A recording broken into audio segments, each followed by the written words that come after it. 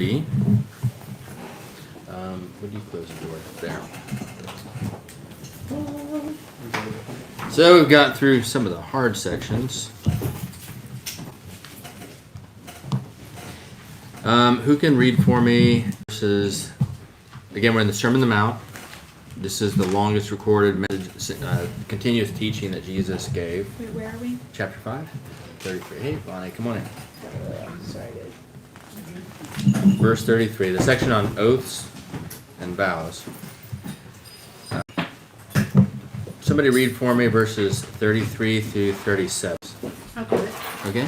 Again, you have heard that it was said to those of old, you shall not swear falsely, but shall perform your oaths to the Lord.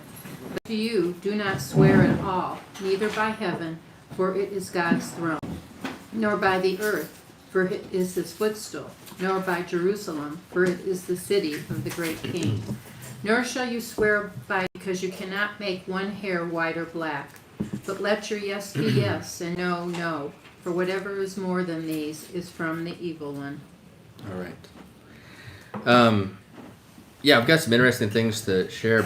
One thing is, apparently there's in rabbinical teaching, there's a difference between vows and oaths.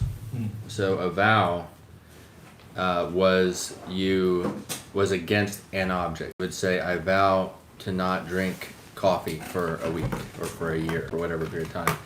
And so a vow was like against something, you partaking in something, but it was on that thing. An oath is when you bind yourself to do something or not to do something. But what stands out to you about this short passage? You've heard it said to those of old, you shall not swear falsely, but shall perform your oaths to the Lord.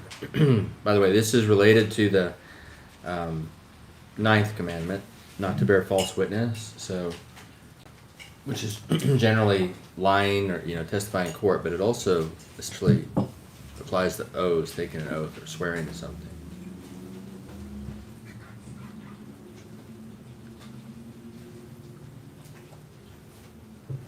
Anybody? I guess for me, just what just stuck out is if we're making an oath or swearing on something, there's a level of authority that we're giving to ourselves. Where if Jesus is saying here, do not swear at all, neither by heaven, for God's throne, there's kind of a level of authority there where we're no longer ours, therefore we no longer really have this type of authority to be declaring things or proclaiming things in this type of way. Yeah. Right. And well, there's definitely a sense here where it's about adding power to your words. Okay, like he's saying just say yes, let your yes be yes or no be no.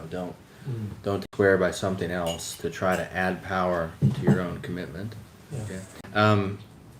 But an interesting question. Sometimes you got to ask yourself when Jesus is teaching something like this. I ask myself, why is he teaching it? Why is Jesus teaching this to this audience? Doesn't it kind of indicate that there's something wrong in the culture? Because you don't teach, a pastor is not going to spend time with messaging people that don't need to hear this thing. Right? So there was going on in this culture that was requiring him, or he felt the need to talk about this. So I'm actually going to read to you from crossway.org, which has some good articles in that day and why Jesus taught this.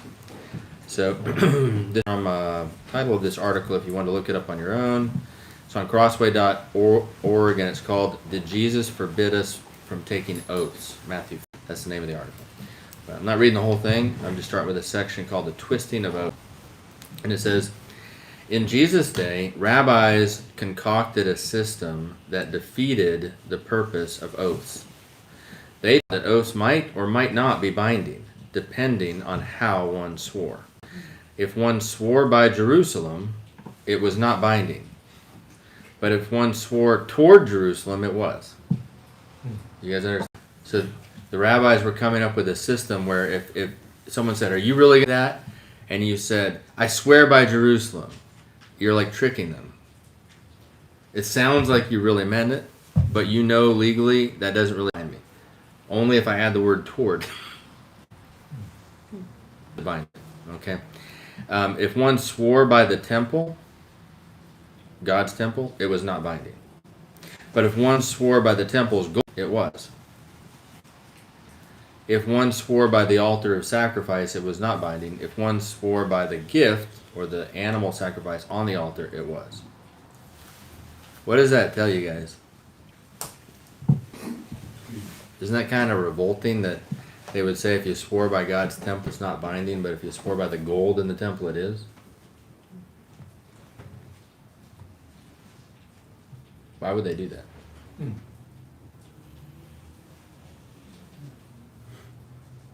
Very quiet this morning. So the article continues. It says, this illustrates the way in which certain teachers manipulated God's word in Jesus' day. When they read a challenging law, they reduced it to something manageable. When they heard love your neighbor as yourself, they redefined neighbor so that not everyone counted as one. They refrained from adultery but claimed a right to divorce freely than take another woman. Something similar with oaths. Jesus cut off oaths entirely. Do not take an oath at all. The rabbinic teaching perverted the purpose of oaths. Instead of calling on God to assure honesty, oaths were raised so as to avoid God's punishment when speaking dishonestly.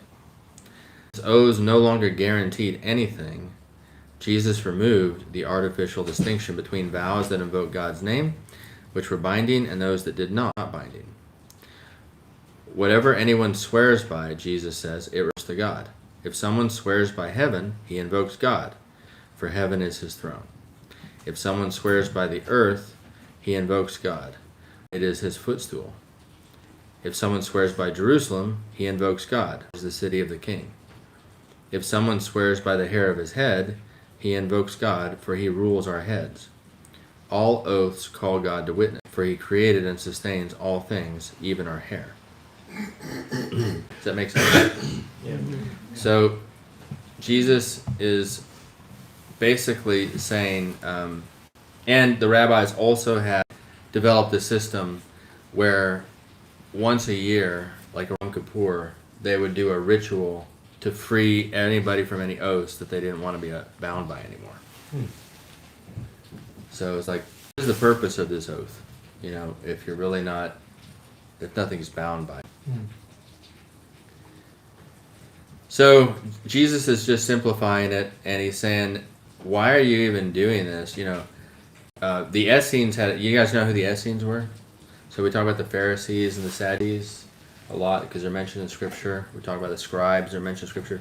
But there's a group that really isn't referenced much in the New Testament, or at all. They're called the Essenes. And they were kind of like monks, but it's believed they did have families, okay? But they lived in a very isolated community out near Qumran. And they were very faithful. Like, they really studied the Word. And they were expecting Jesus. Like, when Jesus arrived on the scene, the Essenes, he did exactly what they were expecting because they knew the Bible so well. But they had a saying, the Essenes had a saying that said that, they said, if you have to swear by the Lord, like if you have to add anything to your yes or no, they said you already stand condemned. Because if people can't take your word, like to convince somebody that you're going to do what you say, you know, you have to add to it. You know, I swear. Well, you're already condemned then, because why don't people trust your word? There's two aspects to me that stands out exactly what you're saying now. One is if my character cannot carry my word, just my yes or no, and I have to do something or make it bigger or make it stronger to emphasize it more, then there's already a flaw that's happening. And on the flip side, when I do a vow or an oath with the Lord's name or in something with the Lord, we humans will fail.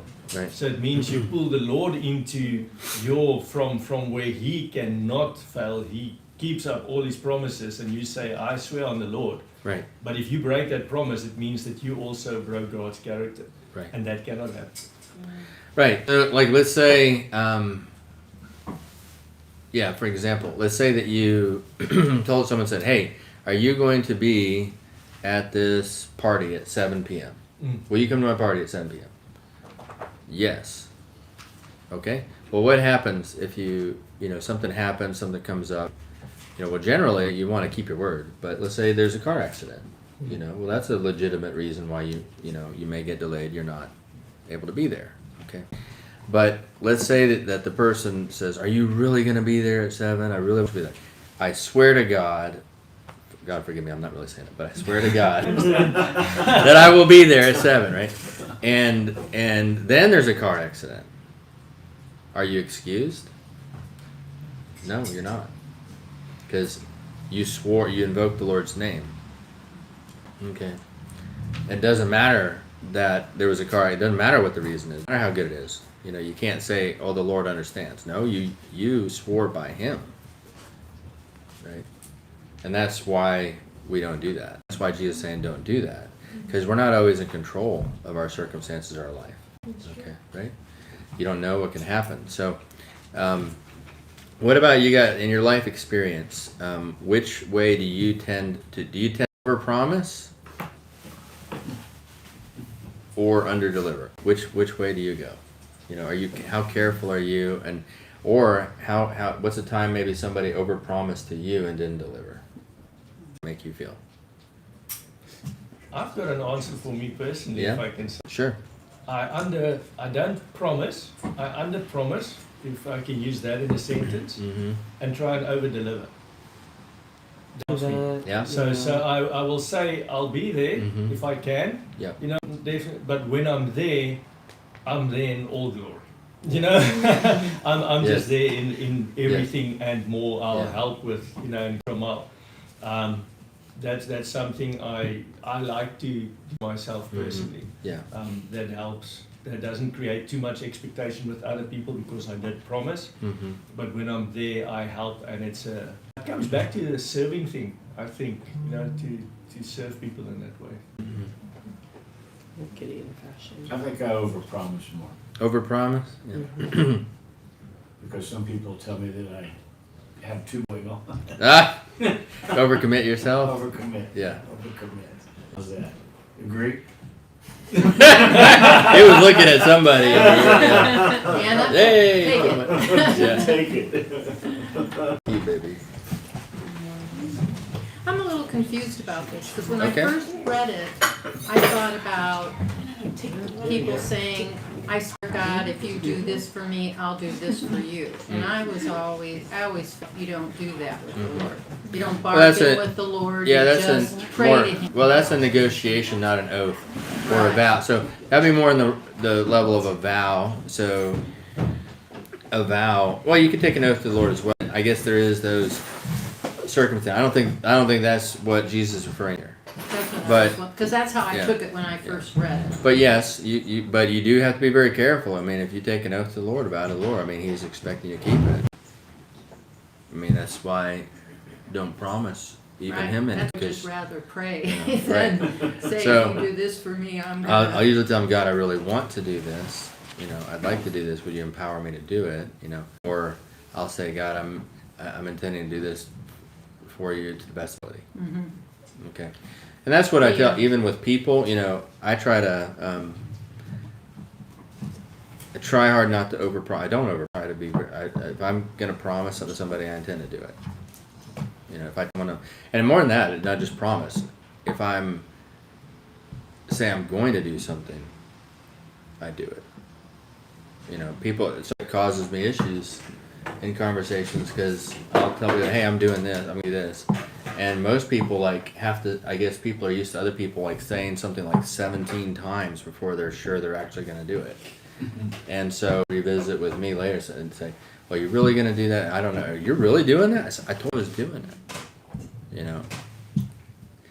So, but you have to, but the reason you don't promise or swear by the Lord is things do happen.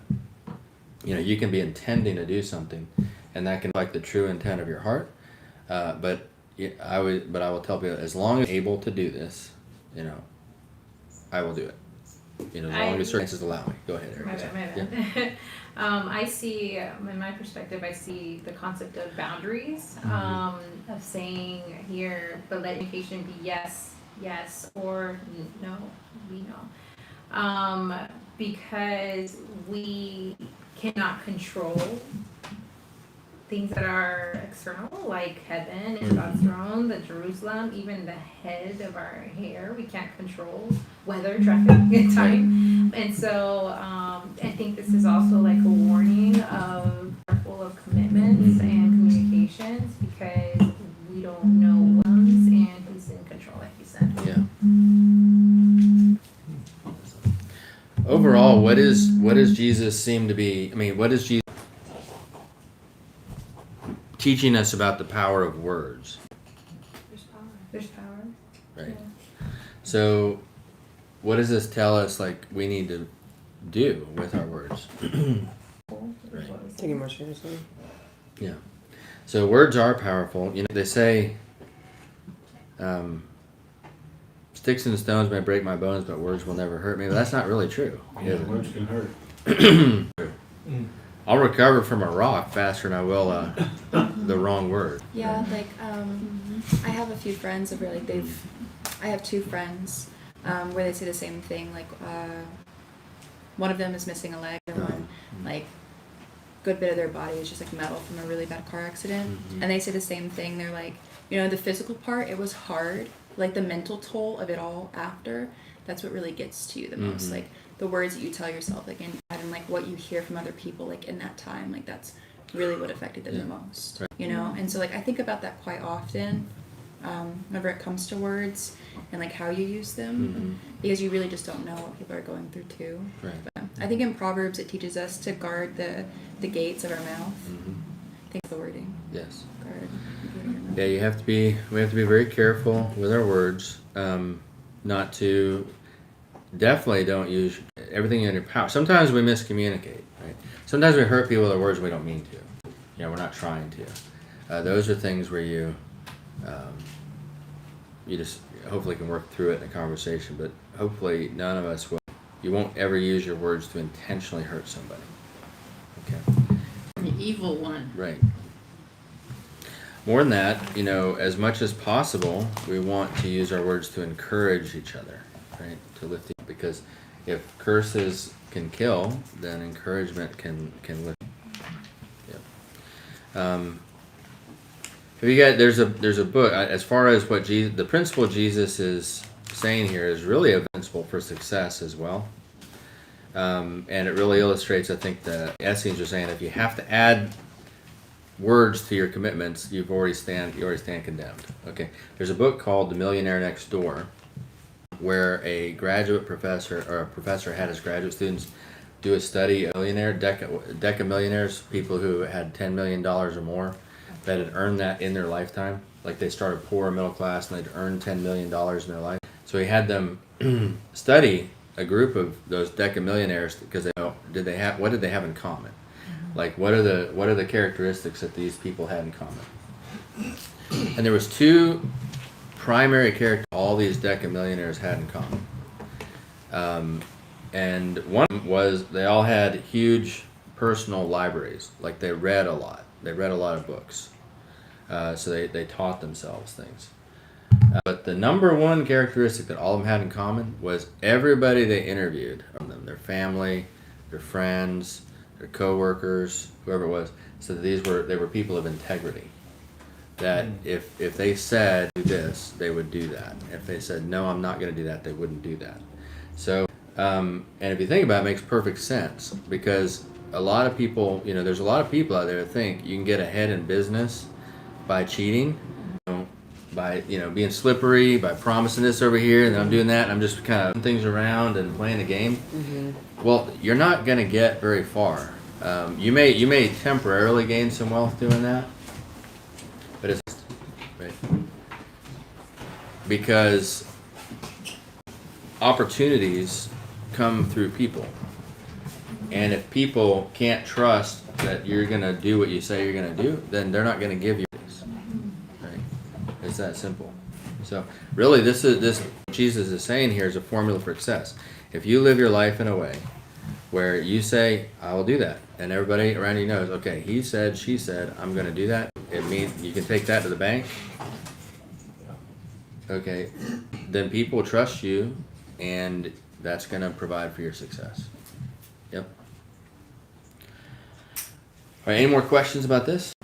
I just like to. Yeah. My brother-in-law said something about the there's life and death in the tongue is what Yeah. the word says, Yeah. and he expanded it. I thought that was cool. That's one of the first things that is your tongue, and I thought that was interesting. I So didn't breath and so life it goes beyond. It's just so cool the way God is too. Because there's life and death in your tongue. The way when life begins, that's the Yeah. first things that's developed. I didn't know. Breathe, then you breathe inside you. That's very interesting. I didn't know that at all. Okay. All right, well, let's go ahead and read verses 8 through 42.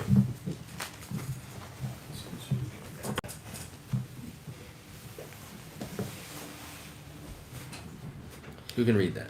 You have heard that it was said, an eye for an tooth for a tooth. But I tell you not to resist an evil person, but whoever slaps you on the right cheek, turn the other to him also. If anyone also... Oh, sorry, I don't know where that came from.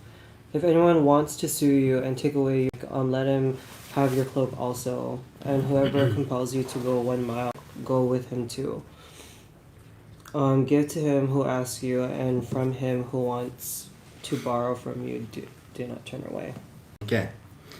So this is probably one of the most challenging passages in Christ's teaching, Christianity, because who wants to just be slapped around, repeatedly? So is Jesus teaching complete nonviolence in all cases? You just have to roll over and let people on you? Nope. What evidence do we have for that? Because we don't want to say that, but why? Wait, what was the question again? Well, he seems to be saying, yeah, let people walk on you and do whatever they want to and don't resist at all. It seems to be what he's saying, at least in English. But I said, is Jesus teaching that? And all of you say no. We're like, okay, well, prove it. I mean, what's the... Flip tables. Okay, all right, well, there's an example. Yeah, Yeah. he actually got a whip. He was chasing people out of the temple. So, okay, there's an example that Jesus wasn't always nonviolent, and we know Armageddon's coming, right? And he's not going to be very peaceable when he comes back in his second coming. He pulled off the Pharisees. Yeah, right? So, if Jesus is the word of the Lord, right, then who spoke the law of Moses to Moses? Yeah. You mean they gave it to him? Yeah. That's Jesus. Yeah. Yes. Yeah. Right. So the law of Moses is spoken by Jesus. Like Jesus is his law, right? And in that law, there's provision for self-defense and even war. So the law of God, for example, says the Ten Commandments don't say thou shalt not kill. It says thou shalt not murder. And the difference is selfish plotting to take someone's life. Okay. Whereas killing is just generic killing. So right after the Ten Commandments say thou shalt not murder, the next chapter says if someone does murder, kill them, proving that it doesn't say not kill. Right? And it says in war, in self-defense, killing is okay. So definitely not a law that you have to, but Jesus is higher than people would really normally take it. But I think there's an understanding here that maybe we don't really get initially, which I'm going to read you something to help illustrate that. But what is this eye for an eye and tooth for a tooth? Where does that come from? Not the law of Moses, like Yes. Yeah. Old Testament. Right, so it comes from an Old Testament. Most modern Christians read it like the Old Testament law was bad. It told you that if someone took your eye, it's so vengeful, you take an eye. And if they take your tooth, you take a tooth. And punch back. So the law of Moses was imperfect because it was teaching vengeance, and Jesus is saying, no, turn the other cheek. This is a higher way, the way I love. Okay, that's kind of how people view it, right? But is that really what's being said? So what is the real purpose of eye for an eye and tooth for a tooth? Well, it's loving and just, because when the law of Moses was given, the laws around the Middle East were heavy punishment for small crimes. In other words, it'd be more like if someone takes your eye, take both their eyes and kill their children too. Okay? If someone, urinates in your garden without your permission, kill family. I mean, it's that kind of thing. So, right? I mean, that's so the punishment didn't match the crime. Yes. You can still see that in the Middle East today. In the law of Moses, if you steal, not armed robbery with violence, but you just like took an apple or you take someone's car and it's not violent, what's the penalty in the law of Moses? You're supposed to pay that amount of money back like 2 or 3 times. Okay? So there's supposed to be but it's a financial penalty. But in Saudi Arabia, what happens if you steal something? They cut your hand off. Okay? That's a punishment that doesn't fit the crime. Does that make sense? So the law of Moses is merciful and just. And by saying an eye for an eye and tooth for a tooth, the law of Moses was limiting punishment. It was saying, no, the punishment can never exceed the crime. It has to match. Okay, that's what the law of Moses was doing. So, which is great. And Jesus is actually doing something a little different here. Now, one more thing.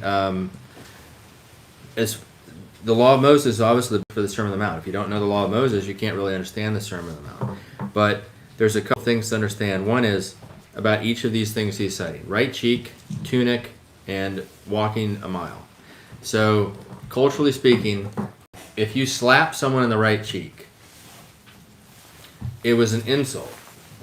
Okay? Like that. Right. But Like that. it had to be like, Josh, we use an example. Which Go ahead. Which- Close his eyes and which- give it a slap. I'm not gonna really do it. I'm not really do it. All right. I was like, Psych.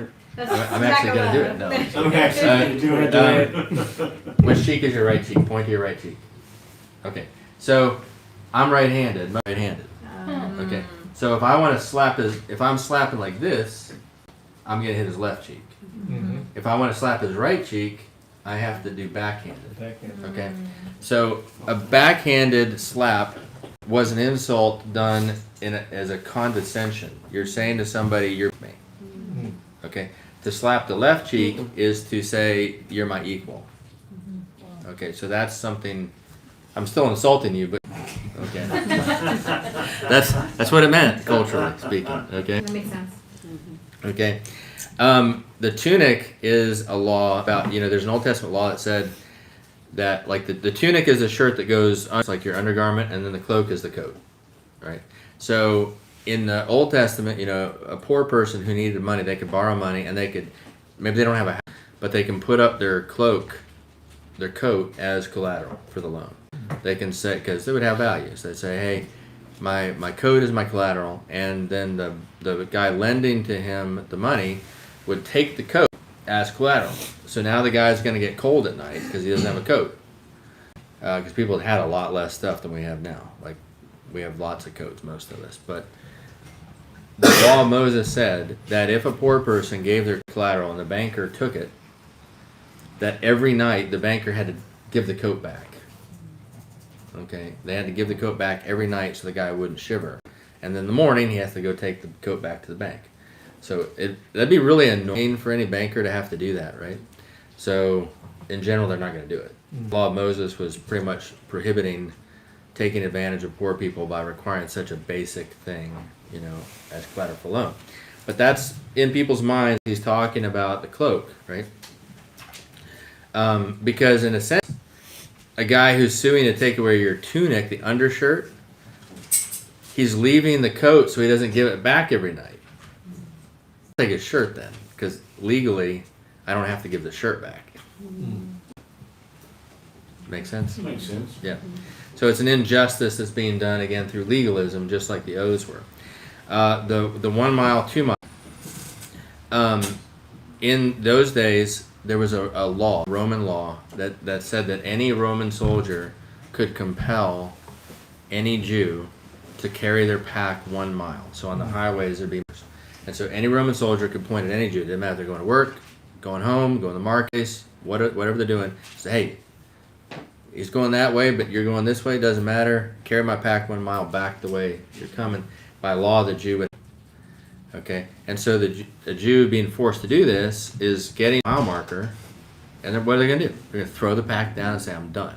You can't make me go any further. Right? So Jesus is addressing 3 sets of injustices. Okay?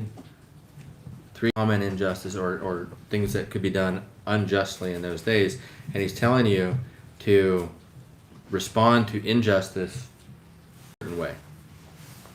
Okay, I'm going to read you this article from thebibleproject.com,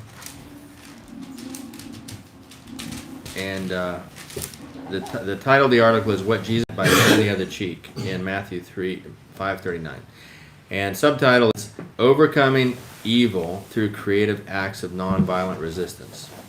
So I'm not going to read the whole thing, but I will read this first paragraph. After years of hiding bruises, a woman confronted her friend about her husband's violent outbursts. Her friend advises her to submit to her husband, explaining that in the Sermon on the Mount, Jesus teaches that we are to cheek. But is that Jesus' meaning? Is he really teaching people to remain passive in situations of abuse? All right, so I'm going to skip down to the next part. It says, in Jesus' day, hitting a person's cheek was a forceful insult, but it was not considered a violent assault. Here, Jesus is specifying a strike on the right cheek, which implies a backhanded slap. Striking someone with the back of the hand could demand a double fine because it was the severest public affront to a person's dignity, and that's quoted from rabbinical teaching. But Jesus is not suggesting that his followers should stand around and take abuse. First, turning the left cheek, bold rejection of the insult itself.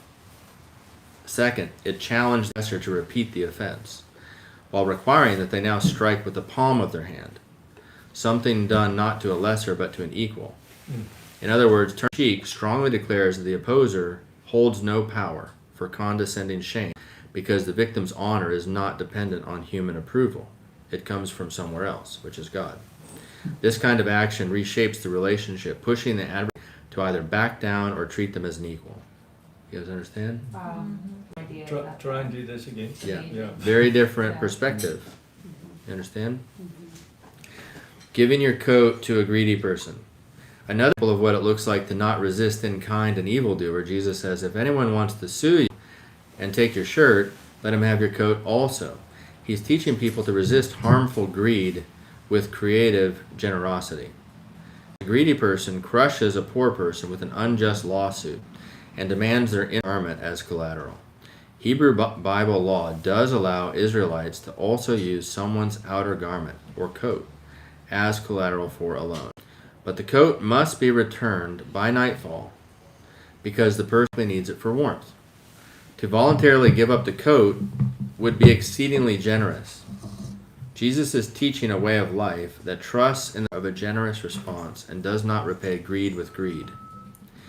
Even more, some interpreters understand Jesus' instruction to mean that one who gives both their shirt and coat would become completely disrobed, which is an intolerable dishonor in Palestinian Jewish society, end quote.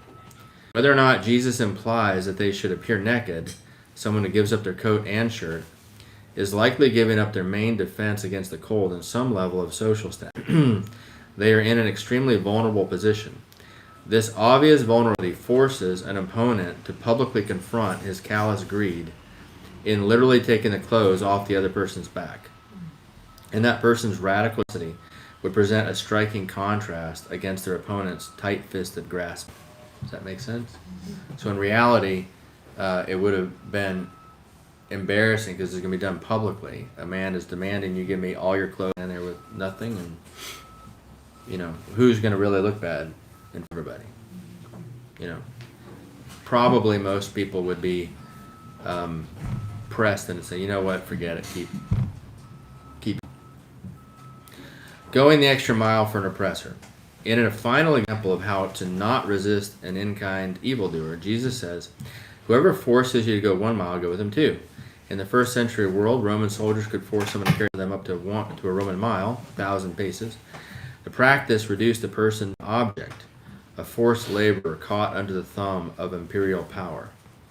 Jesus is speaking to a beleaguered group of Jews who have suffered under centuries of foreign occupation. Having experienced degradation, harassment, and oppression by the Roman overlords, they would be stunned at Jesus' call to not just submit, but to give oneself beyond what is asked. Carrying a soldier's load for an additional mile shifts the terms of interaction. Rather than passively accepting the demeaning treatment, people following Jesus' instruction creatively resist oppression and assert their dignity by willfully choosing to go that second mile. They are treating the Roman soldier with generosity, as one might treat friends or family members. In fact, Jesus sums up his teaching with a general encouragement for his followers to make generosity a key marker of right relating with others. Proverbs 25, 21, 22, which says, if your enemy is hungry, give him food to eat. And if he is thirsty, give him water to drink. For you will heap burning coals on his head. You know. Thoughts? So, That's awesome. go No, ahead. that's It's Um, insightful. I was watching, so I wouldn't recommend The Chosen to replace your Bible, Yeah. right? But I was watching an episode of The Chosen, and they did a really great job of, encapsulating the heart of this passage. The Roman soldiers made the Jesus and his disciples carry their gear, and they were going a mile, and they're walking this mile, and Jesus is doing it, and his disciples are kind of, they're not kind of bummed out. They're talking to each other and they're bummed out, and then they go, okay, we're here at the leader of the Roman goes, hey, we're at the mile mark. We can't make them go anymore. And he goes like, no, we'll carry you. You're only a mile away from the and we'll go with you. And as they're going in that second mile, the Romans started looking at the Jewish people and Jesus' disciples doing that, and they started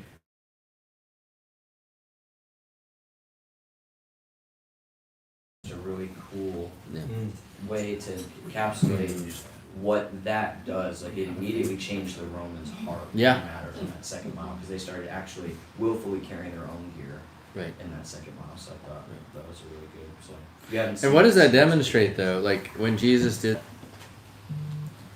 what's strength, but also humility, love. That's getting to it, right? Love. So what's going on in his heart, in his mind, though? Like, why is he doing it? teaching Teaching who? the Romans. And what is he? So he's basically deciding that he's on mission, right? Yeah. Okay. Because why would you, if you're not to show someone love, the love of Christ, then why not throw the bag down at the mile marker?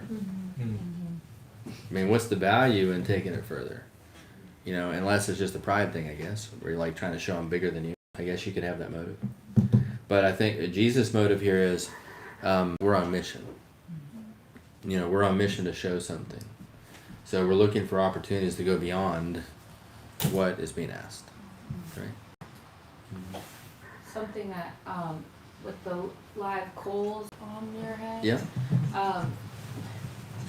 My husband and I, we were having an argument this earlier on when we got married, and it was really tough in the beginning. And I was dealing with a lot of anger, and we got into this, fight where I should have been the one apologizing, but my husband came to me and apologized, and I was like, oh my goodness, like this, I should be the one saying I'm sorry. And I guess like when he was laying in bed, like God was like, go to her and tell her you're sorry. And it was like one of those moments I felt that scripture where it was like coals on my head, where like it, ever since then it was a moment I won't forget where, he impressed upon me, humbling himself, doing what really I should have done, and then it taught me to apologize in something that's carried on throughout our marriage and has been super helpful. Wow.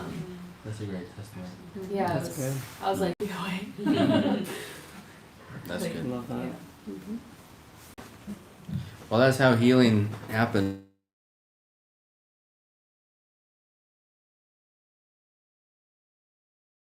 They were still on. I think YouTube's done. I don't know. Nope, maybe it's recording.